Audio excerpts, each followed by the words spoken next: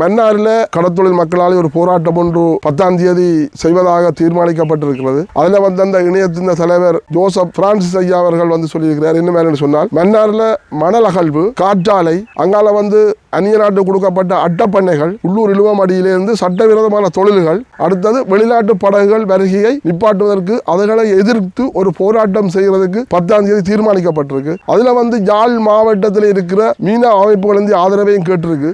நாங்கள் அதுக்கு ஆதரவு கொடுக்கிறதாக இருக்கின்றோம். தயவு செய்து இதில் பங்கு பெற்ற மீனவர்கள் அனைவரும் 10ஆம் தேதி அந்த போராட்டத்தில் கலந்து கொள்ளும்படி உங்களையும் நாங்கள் கேட்டுக்கொள்கிறோம். தயார் என்று சொன்னால், உண்மையின்படி இன்றைக்கு சட்டவிரோதமான தொழிலாளர் இன்றைக்கு நாடு சீரழிஞ்சு போய் நாங்கள் இன்றைக்கு கரைக்கு மீனிலால் இருக்கிறோம். இன்றைக்கு இந்த அட்டப்பண்ணையாலையும் இன்றைக்கு இந்த சுருக்கு வேலைகள் கண்டபடி சுருக்கு வேலை, இன்றைக்கு உண்மையின்படி சுருக்கு வேலை இந்த சட்டம் 2.5 கண்ணுக்கு மேலான சுருக்கு வேலை செய்யப்படும்.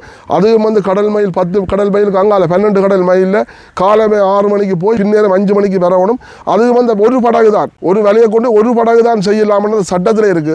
ஆனால் இன்றைக்கு உள்ள இந்த நீரியவள துறைகாரங்கள் இன்றைக்கு அவங்க தாங்கள் லஞ்சங்களை வேண்டிக் கொண்டு இதுகளுக்குரிய தடையை செய்யாமல் இதுகளை பிடிக்க சொல்லி நேவிக்கோ அல்லது அங்கே உள்ள காவல்துறை கரையோரம் போய் தாங்கள் காவல்துறையோட போய் உடனடியாக இதுகளை அரெஸ்ட் பண்ணாமல் இன்றைக்கு வேடிக்கை பார்த்துட்டு இருக்கிறாங்க. அவங்களுக்கு என்ன சைனை வச்சா சம்பளம் லஞ்சம் வருது, சம்பளம் கிம்பளம் எல்லாம் சேருது. அப்ப இது அவங்க பார்த்து கொண்டே இருக்கிறாங்க. அப்ப இன்றைக்கு தான் சீரழிகிறதார் கரையோரம் வாழ்கிற சிறு தொழில் செய்கிற மீனவர் அத்தனை பேரும் இன்றைக்கு வீட்டில் சமைக்கிறதுக்கு வழி இல்லாத ஒரு கஷ்டத்திலே இருக்கிறார்கள். அப்ப இதுகள் எல்லாத்தையும் பட்ஜெட் இன்றைக்கு 10ஆம் தேதி இந்த போராட்டம் உண்மையின்படி இந்த இணையத்தின் தலைவர் சொன்னது மாதிரி 10ஆம் தேதி போராட்டம். இந்த 10ஆம் தேதி போராட்டத்துக்கு எல்லாரும் கிளக்கூடும். என்று சொன்னால் அதில் குறிக்கப்பட்ட இதுகள் சரி மண்ணகழ்வால இன்றைக்கு மன்னார் தீவு மன்னார் என்ற இடமே இல்லாமல் போறதுக்கு ஒரு அறிகுறி இருக்கு. அதே மாதிரி இந்த காற்றாலையால அங்க மக்களுக்கும் பாதிப்பு. அடுத்தது என்னென்று சொன்னால் 3-4 கிலோமீட்டருக்கு மீன் கரை வராது. அந்த அதிர்வண்டு இருக்கு. அது சுத்தேக நீங்கள் போயிட்டு பார்க்கலாம்.